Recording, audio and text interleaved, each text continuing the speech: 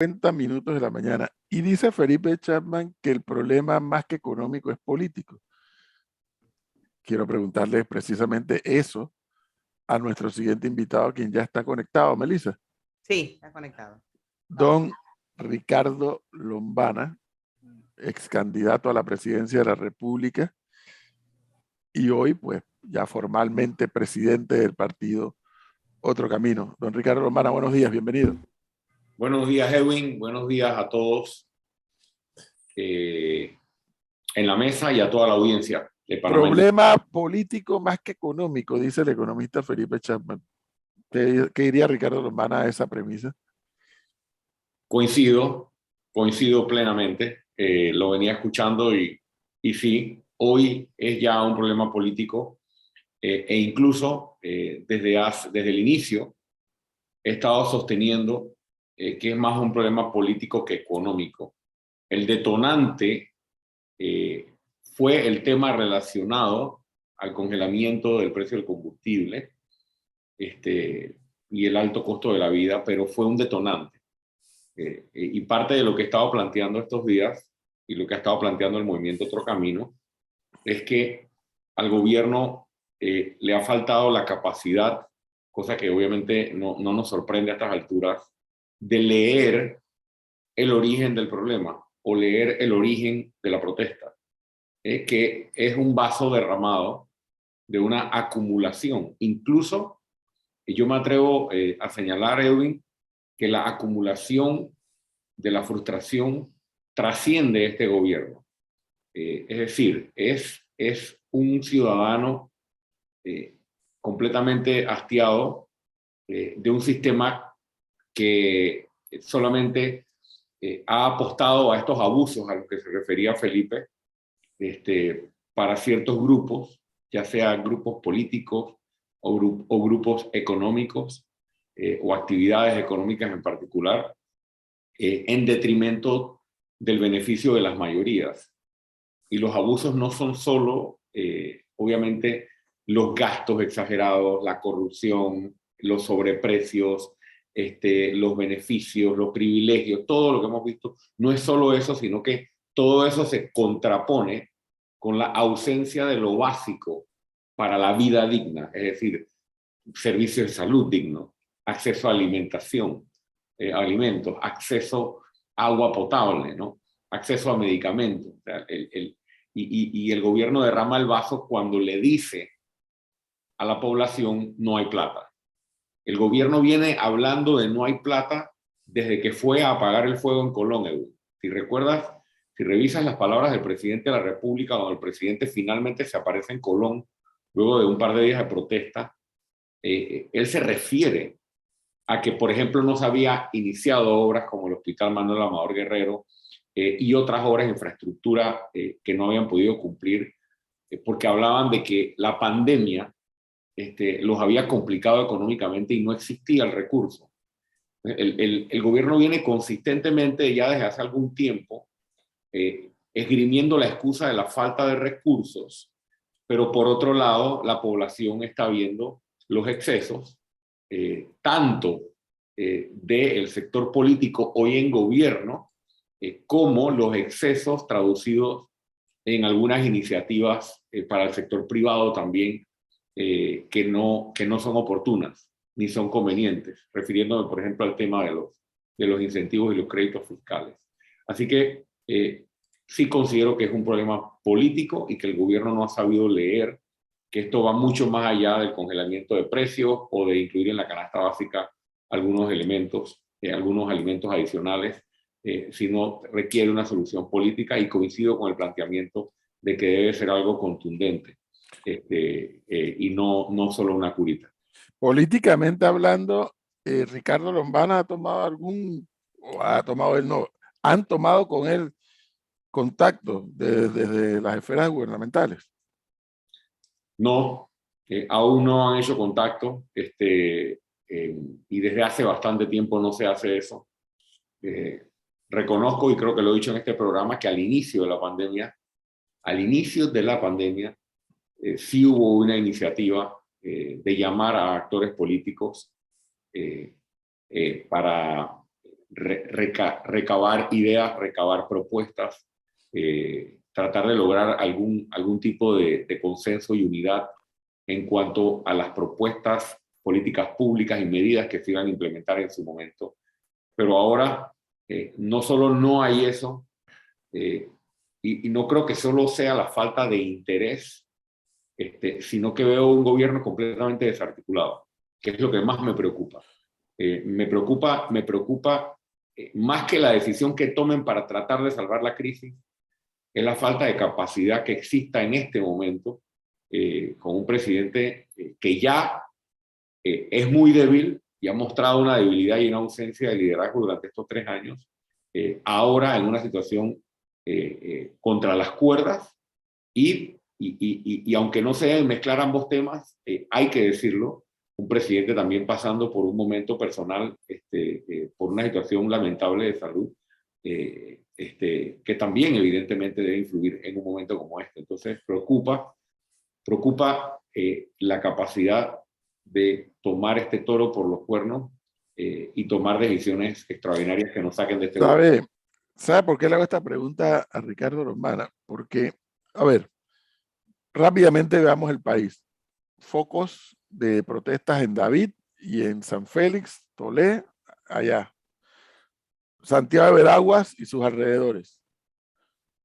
Chitré y la Villa de los Santos. Aguadulce y Natá, fundamentalmente. Luego Panamá Oeste, la altura de Chame, La Chorrera también, y Arraiján, y naturalmente acá el centro de la ciudad. También protestas en Chepo, en Pacora, la 24 de diciembre, Darién, y ayer también lo hubo en Colón, es decir, en todo el territorio nacional. El gobierno convoca para hoy a una mesa y los de Veragua dicen, no, esto comenzó aquí y aquí tienen que venir. El gobierno ha dicho, no lo ha dicho, pero yo intuyo que está diciendo, yo para Veraguas no voy a ir. La última vez que mandamos una delegación, todo el país vio cómo los maltrataron. Así que, aunque el gobierno no lo ha dicho, es tácito que el gobierno está diciendo, no voy a ir allá. Es aquí en la ciudad del saber. Pero yo me pregunto, don Ricardo Lombana, no existe la posibilidad, le pregunto, de que por un lado la vida política del país organizada en partidos políticos y por otro lado todos estos gremios, agrupaciones, sociedades, movimientos que se han creado en torno a esta crisis tengan una apuesta en común todos para tener una apuesta en común con el gobierno. Eso será muy difícil. Sí considero que es difícil, pero se están haciendo los intentos, ¿no? Bueno, eso es una buena noticia. Que se hagan los intentos es una buena noticia. Sí, nosotros estamos desde hace algunos días en comunicación con algunos dirigentes de organizaciones, tanto las que están o algunas que están o han estado en las protestas, o liderando las protestas en distintos puntos, como de organizaciones o gremios que no han sido parte de las protestas, pero que han mostrado su preocupación. Y te encuentras, obviamente, y esto lo sabrás tú tal vez por la experiencia histórica, te encuentras con las dos posturas, ¿no? Te encuentras con la postura del que recibe esto positivamente, porque es momento de encontrar, o sea, la coyuntura exige encontrar esos puntos comunes y tener una posición común frente al gobierno. Pero como estamos en un ambiente de tanta desconfianza, evidentemente también hay una barrera que a veces es difícil de superar con respecto a la sospecha o a la suspicacia que generan algunos, que los dirigentes políticos quieran aprovecharse, ¿no? de un momento de descontento. Entonces, hay que lidiar con esa desconfianza. La desconfianza es parte de la crisis que tenemos hoy y no por ello vamos a dejar de hacer el esfuerzo, ¿no? Y creo que en el día de hoy, y tal vez entre hoy y mañana, dependiendo de lo que ocurra, podría darse al menos un pronunciamiento conjunto. Es que yo no sé si habrá conciencia de que aquí perdemos todos, ¿no? Aquí nadie va a ganar, cuidado, ¿eh? Porque puede que el movimiento de protesta gane la protesta, pero esa ganar pasa por un costo para el país entero. Puede que el gobierno se saliera con la suya, pero esa salirse con la suya es un costo para todo el país igual. O sea, aquí nadie va a ganar desde el punto de vista de que, mira, logramos esto. Me gustaría aprovechar lo que estás diciendo, porque yo recuerdo cuando estaba Chile en ebullición, Edwin, y recuerdo a muchos diciendo, ¿cuándo va a pasar en Panamá esto? ¿Cuándo la gente va realmente a salir a la calle? ¿Cuándo finalmente el panameño se va a dejar de pisotear, etcétera, etcétera? Pero ya Chile nos permite, por el tiempo que ha transcurrido, hacer un análisis un poco de qué pasa después de eso, ¿no? Mira el proceso constituyente, que fue un resultado, entre otras cosas, de esa explosión. Mira cómo terminó significando hasta ahora poco o nada para transformar la vida de los chilenos, ¿no? Y por otra parte, no se puede negar la influencia que tuvo aquel estallido en el resultado electoral o en el apoyo que logró pues, un movimiento o una propuesta política de izquierda novedosa como la del presidente Boric. Y mira las complicaciones de ese gobierno desde el inicio que no se han traducido en resultados. Entonces, cuando estás en el calor de la protesta, evidentemente tienes una expectativa y es natural de que la protesta va a traer como resultado algo mejor, ¿no? De lo que estamos viviendo. Y ahí es donde creo que viene la responsabilidad principal de los dirigentes, no solo políticos, de cómo traducimos esto en resultados concretos y sostenibles. Te escuché hablando de curitas en la entrevista anterior. O sea, sabemos que si se congela el precio de la gasolina es una curita.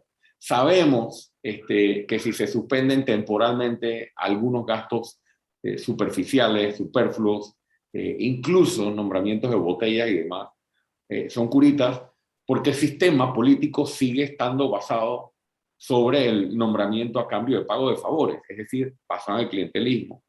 Entonces, hay una responsabilidad grande aquí en cómo traducir, saber leer el momento y lograr compromisos de largo plazo. Claro. Y ahí entra la clase de dirigentes políticos, ¿no?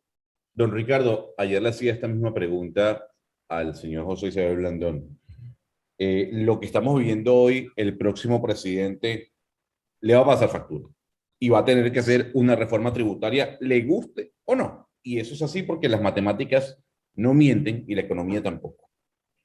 Pero yo le quisiera hacer esta pregunta a usted. ¿Qué haría usted en este momento si fuese presidente de Panamá? ¿Qué decisión tomaría más allá de las decisiones populistas que ha tomado Laurentino Cortizo con congelamiento de precios?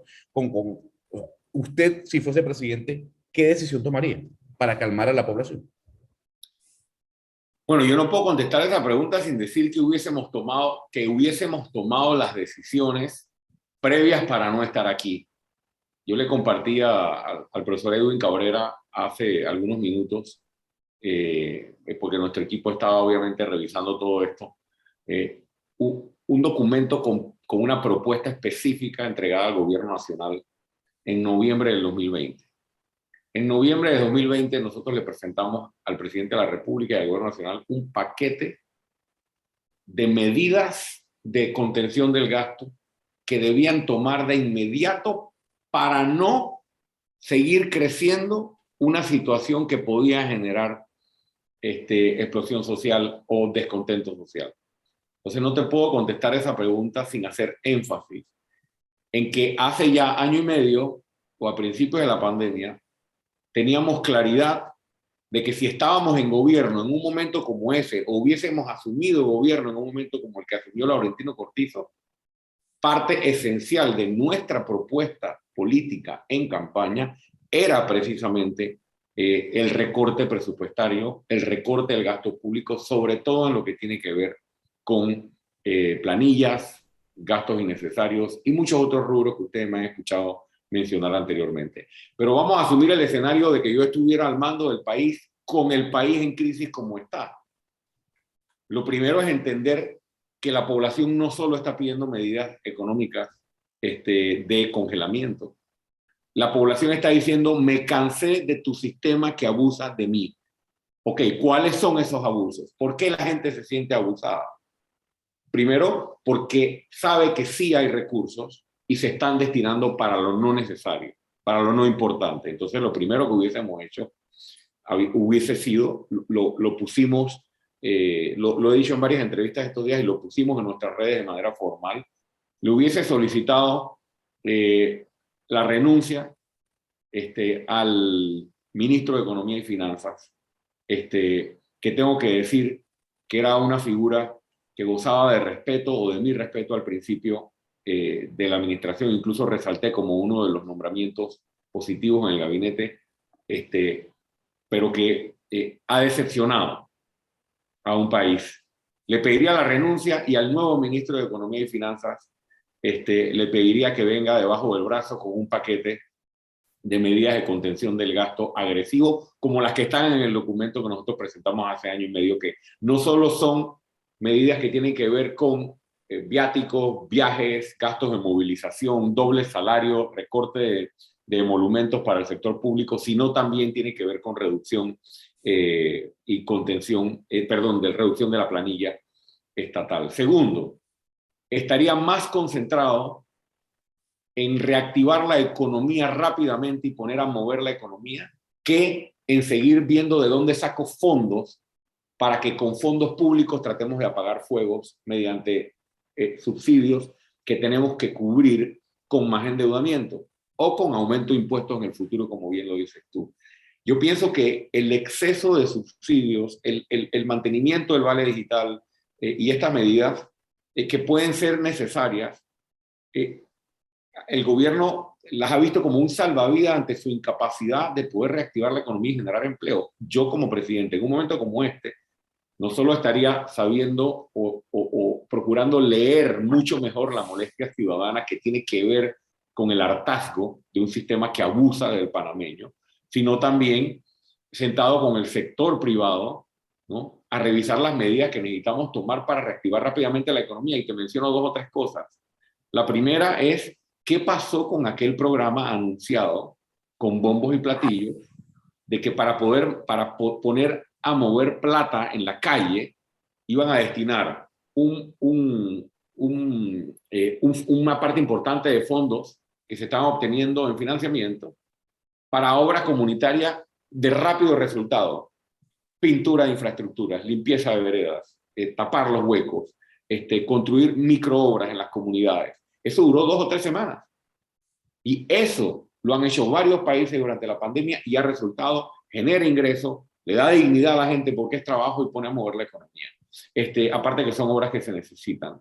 Segundo, ¿hasta cuándo con el levantamiento del estado de emergencia? Si yo fuera presidente, como me preguntas, ya hubiese levantado el estado de emergencia. ¿Por qué esto es tan importante? Porque el inversionista que está afuera, que está buscando oportunidad, porque en los momentos de crisis hay grandes oportunidades para la inversión, está viendo que en Panamá aún se mantiene un estado de emergencia, que sabemos que es una restricción a la hora de evaluar el país para inversiones, y segundo, sobre todo para mover el sector turismo. No entendemos por qué el gobierno está tan desconectado de la toma de medidas que tienen que ver con la posibilidad de reactivación económica y solo concentrado en apagar fuegos o tratando de apagar fuegos, metiendo la mano en la caja, metiendo la mano en el endeudamiento. Allí algunas medidas, y creo que también aprovechando lo que mencionó Edwin, creo que sería momento como presidente de la República de llamar a otras fuerzas, ¿no?, de convocar a otras fuerzas, convocar a otros grupos y lograr un acuerdo nacional que ya no sea solo de mediano plazo. Un acuerdo nacional. El país se hartó de que, del sistema que funciona, de que el que llega a gobierno, gobierna para su partido y para sus donantes de campaña. ¿Cómo transformamos eso? Eso requiere reformas más profundas. Eso requiere incluso un compromiso de paquete de reformas legales, compromisos puntuales. Pero que, un momento, para ahí, me hace reaccionar Ricardo Lombana con lo que acaba de decir. Ricardo Lombana, intuyo que luego de la experiencia de la elección pasada, donde quedó de tercero con un caudal de votos importante en aquel momento, intuyo que va a aspirar a ser presidente de la República, candidato a presidente de la República en mayo de 2024. ¿Qué me está diciendo? Que si gana, va a romper con ese esquema de que gobierno para mi partido. Absolutamente. Yo le pido a Edwin Cabrera y a los que están en la mesa y a la población que me escucha que nos den la oportunidad. Esa es nuestra propuesta principal, romper con ese sistema. Tenemos 5 años planteándole al país que queremos llegar a gobierno para, entre otras cosas, romper ese sistema. Y los miembros de Otro Camino y quienes han apoyado desde el inicio este movimiento comprenden que esa es parte esencial de nuestro planteamiento y que parte de lo que la población está pidiendo es dejar de, o sea, no quieren seguir siendo abusados de un sistema. Cuando tú recorres el país, Edwin, casa por casa, cosa que no hemos parado de hacer, la gente no solo está harta del gobierno actual, la gente está harta del sistema, ¿no? Que le ha dado la espalda. Y ya la gente lo midió y lo midió con todos los partidos tradicionales, ¿no? Entonces, pretender llegar a gobierno y creer que solamente con poner a mover la economía vas a contentar a un país es un gran error, porque aquí ha habido momentos, picos, o sea, picos altos y momentos altos en crecimiento económico, y picos bajos, y los resultados siguen siendo los mismos a la hora de un sistema que no le responde al ciudadano. Es decir, los indicadores macroeconómicos en algunos momentos son envidiables y en algunos momentos somos el Dubái de las Américas y el país de mayor crecimiento económico, pero cuando vas a las otras cifras, que son las cifras de desarrollo humano, es decir, a pesar de eso, cómo está la salud de los panameños, cómo está el acceso a servicios de salud digna, a educación digna, seguridad, acceso a agua potable y demás, vamos en dirección contraria. Es allí donde está la gran molestia ciudadana, y el que no entiende que es por allí, con medidas paralelas en ambos sentidos, me parece que no ha entendido cuál es la molestia con el sistema político. Así que la respuesta es sí. Queremos llegar a gobierno para romper el sistema de que llegas a gobierno para gobernar para tu partido y para tus donantes de campaña. Y no podemos demostrarlo hasta que no lleguemos a gobierno. Lo podemos demostrar en micro de la forma en que hemos hecho la política hasta ahora y cómo hemos construido el partido. Pero aspiramos a ser nuevamente candidatos en el 2024, pero ahora no solo como candidato a presidente, sino con candidatos a todos los cargos de elección popular con un nuevo partido. Y te doy una muestra y termino con esto. Ayer reiterábamos en una reunión que es buen momento, por ejemplo, para que los partidos propongamos, porque ya somos partido, nuevamente, y digo nuevamente porque nosotros lo propusimos en la Comisión de Reformas Electorales, reducir significativamente el monto de subsidio electoral que le dan a los partidos políticos en un momento de crisis. Eso es una muestra, ¿no?, que acompaña el discurso de que hemos constituido una organización política no para ir tras el botín de fondos públicos que le dan a los partidos, sino para tomar medidas que transformen realmente el sistema. Y esa es una, que si no la podemos lograr desde oposición, la impulsaremos desde el gobierno. Claro, pero ahí le voy a decir algo rápidamente, profesor. Señor Lombana, usted está claro que si usted llega a ser presidente, deseándole toda la suerte del mundo, como cualquier otro candidato, con lo que estamos viviendo el día de hoy, con las finanzas del Estado mostradas el día de hoy, con los subsidios, como usted bien lo acota, dados hasta el día de hoy, usted tendrá que hacer una reforma tributaria que no será para nada popular, ¿no? ¿Está claro de eso? Estoy claro de eso, pero también estoy claro de que sería un acto de completa irresponsabilidad hablarle a este país de una reforma tributaria sin que antes, con medidas efectivas, se haya atendido todo el abuso de fondos públicos que hay para mantener un sistema político clientelista. Ningún gobierno tendría cara para venderle al país una reforma tributaria que desde el punto de vista de las finanzas públicas podría ser necesaria en un futuro, como usted bien lo plantea. Pero sería un suicidio, además una irresponsabilidad. Como dijo Edwin, yo escuché cuando Edwin le ponía a Felipe Chapman el ejemplo de su situación personal. Edwin dijo, cuando terminé mi relación de no sé cuántos años con mi trabajo anterior, me tuve que amarrar los pantalones para luego emprender algo. ¿cuándo viene el amarrarme los pantalones del gobierno nacional? Ese es mi primer compromiso si yo llego a ser presidente. Después hablamos de cómo vamos a obtener los ingresos vía endeudamiento, si hay más capacidad de endeudamiento, y si se tiene que considerar un ejercicio tributario en su momento, que me parece que verlo aislado, tampoco podemos ver un ejercicio de reforma tributaria aislada o aislado de la ineficiencia o ineficacia que existe en el sistema de recaudación de impuestos de Panamá. Pues sabemos que hay un hueco muy grande en la recaudación que también tiene que ser visto anterior o con anterioridad a simplemente plantear una reforma tributaria. Tengo que compartir 100% ese criterio. Aquí ningún gobierno puede hablar de reforma fiscal al país si primero no toma decisiones a lo interno del gobierno y le dice al país, mira todo lo que he hecho, todo lo que he reducido, cómo he hecho más eficiente y más eficaz la gestión de gobierno, y ahora nos hace falta esto otro. Mientras eso no ocurra, aquí no hay reforma cuando fiscal. Cuando tú vas a pedirle sacrificios a un pueblo que ha sido abusado, tú tienes que mostrar tus cartas primero. Aquí está nuestro sacrificio como gobierno. Yo hablé de un documento presentado en noviembre de 2020. Bueno, cuando empezó la pandemia, por allá nosotros tal vez en abril, junio del año que empezó la pandemia, 2020, nosotros presentamos un paquete de 22 reformas al gobierno nacional cuando nos convocó inicialmente. Cuando todo estaba bien, el gobierno dijo, queremos escuchar sus ideas, y nosotros presentamos un documento preparado por nuestro equipo, 22 propuestas. ¿Por qué lo menciono? Porque ese documento habla exactamente de esto.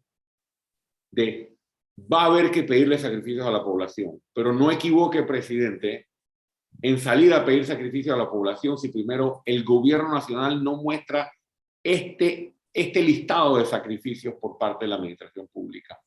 Eso no se supo leer, eso no se supo entender, o tal vez, Edwin, tal vez es momento de analizarlo de otra manera. No es solo que no se supo entender o leer. Yo creo que esto nos tiene que poner a pensar sobre algo que también hemos hablado antes. ¿Será que el presidente Cortizo nunca ha estado en control del país durante estos 3 años? Y que son los diputados del PRD en la Asamblea los que están tomando las decisiones o influyendo sobre las decisiones, porque era obvio que esto iba a pasar, y en el momento más crítico de la pandemia y de la pospandemia, se ha apostado a inflar un globo que evidentemente iba a explotar.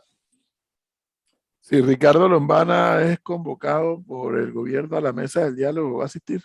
Asistiría, mejor dicho. Pero por supuesto que sí, por supuesto que sí, lo he dicho siempre. Yo y el movimiento Otro Camino estaremos siempre para Panamá, siempre. Y si el gobierno nacional, a pesar de que pienso que ha perdido total legitimidad por tantas mentiras y tantos engaños a la población y la lista de escándalos de corrupción y demás, es el gobierno nacional.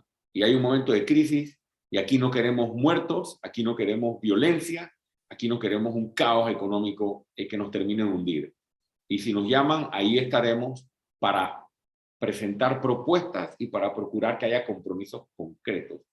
Yo estoy cansado y el pueblo está cansado de los anuncios, Edwin, y si me siento en una mesa de diálogo, eso es lo primero que diría. De aquí no podemos salir sin medidas aplicables de inmediato. Y te voy a dar 2 ejemplos. 2 nada más, porque hay como 25 ejemplos de que este es el gobierno de los anuncios y no de los hechos. ¿Recuerdas el anuncio del contrato de la compañía minera? Esto fue hace ya varios meses. El presidente anunció con bombos y platillos un supuesto nuevo contrato, una supuesta nueva negociación que mejoraba en un porcentaje multimillonario la regalía o el ingreso, el aporte que el Estado recibe o recibiría producto de esta renegociación con la compañía minera, y que eso se iba a destinar a 1, 2, 3, 4, 5, 6 fines específicos con un gran beneficio para la población. Eso fue lo primero que nosotros planteamos en ese momento, que eso era solo un anuncio y que era irresponsable salir a decirle al país en un ejercicio politiquero para tratar de tapar los abusos, para tratar de tapar y agarrar a la gente de pendeja, porque la gente ya estaba en ebullición, empezando la ebullición. Vamos a salir y les decimos todo lo que les hemos conseguido con la renegociación. ¿Y a dónde está ese contrato? ¿A dónde están esos beneficios? Que todavía tenían que firmarse el contrato, que todavía tenía que pasar por la Asamblea Nacional. Eso es una irresponsabilidad, Edwin. Eso es jugar a la politiquería. Lo mismo con el anuncio de los medicamentos. Nosotros estuvimos reunidos con algunos representantes de las compañías distribuidoras en estos días para precisamente plantearles la molestia de la ciudadanía y plantearles nuestra propuesta específica para terminar con esta crueldad de los medicamentos y que los panameños tengan acceso a medicamentos en el sector público y que se reduzcan finalmente los precios en el sector privado. Y resulta que varios representantes de la compañía distribuidora te aceptan y te admiten que el programa de Medisol es una farsa, ¿no? Es solo un anuncio, porque ahora las medicinas del Estado las va a pagar más caras. ¿Por qué estoy mencionando estos dos ejemplos? Porque me preguntas por lo del diálogo. Sí, estoy de acuerdo y estaría en cualquier mesa de diálogo que pueda servir para devolver la paz y la tranquilidad al país. Pero jamás me prestaría, porque no me metí en política para esto y es lo que el país está pidiendo, jamás me prestaría para anuncios. El gobierno tiene que tomar decisiones concretas. Y otro que debe renunciar es el Contralor General de la República, de paso, porque antes solo mencioné al ministro de Economía y Finanzas. Toda esta danza multimillonaria al servicio del saqueo de las arcas del Estado y de la irresponsabilidad de las finanzas públicas y el manejo de los fondos ha sido ante la mirada cómplice de un Contralor General de la República que no ha cumplido con su rol constitucional. Sería otra forma o una medida más para poder apagar el fuego que hoy tenemos en el país. Sabemos que el presidente no puede despedir al Contralor y por eso hablo de la renuncia del Contralor General de la República. Bueno, ahí tienen ustedes la lectura de Ricardo Lombana a lo que está viviendo el país en estos días. Yo creo, la pregunta pudiera sonar hasta un poco tonta, ¿no? De que si lo llaman a resistiría y uno puede imaginarse cuál es la respuesta a ensayar. La respuesta siempre debe ser favorable, pero el país pasa por un momento de mucha tensión y probablemente, cuidado, don Ricardo Lombana, cuidado que el país está pasando por momentos de grandes decisiones. Cuidado. Y si eso es así, sí, se necesita el concurso de todos. No es cierto, el nivel de crisis que estamos viendo, el gobierno solito no lo va a poder resolver. Solito no. Los manifestantes solos tampoco lo van a resolver. Lo que sí lo va a resolver es llegando a acuerdos mínimos indispensables, ¿no? Entre gobernantes y gobernados para salir de esto y procurar que la economía se siga moviendo, porque como ha estado paralizada, nos está afectando a todos, a los que están en las calles manifestándose, a los que están en gobierno, a los que están en sus casas, pues no salen porque no quieren encontrarse con los cierres de calle, a todos nos va a afectar. De acuerdo, me gustaría hacer un comentario final sobre ese apunte que hace Edwin, y es que creo que se requiere del concurso de todos en este momento, dejar las banderas políticas a un lado, y no pretender utilizar el momento para pensar en las elecciones del 2024. ¿no? Este no es un momento para hacer esos cálculos. ¿no? Este es un momento para pensar en el país. Es más, te voy a decir algo. Me había puesto la camisa de Otro Camino para esta entrevista y me la cambié porque yo pensé, ¿sabes qué? Yo no considero correcto en este momento. Y siempre hago mis entrevistas con mi camisa de Otro Camino. O sea, no es momento para esto. Y me cambié. Por más insignificante que sea, al menos yo como figura política siento que haciendo cosas como estas, estoy al menos representando lo que la membresía de Otro Camino quiere que el líder de Otro Camino represente. Alguien que no quiere aprovecharse del momento para ganar puntos políticos, sino pensando en el país. Quiero decir eso por un lado. Dos, la importancia de demostrarlo con hechos, con propuestas. Nosotros estamos reiterando todas estas propuestas que hemos acumulado, más las nuevas, para reiterárselas al gobierno nacional.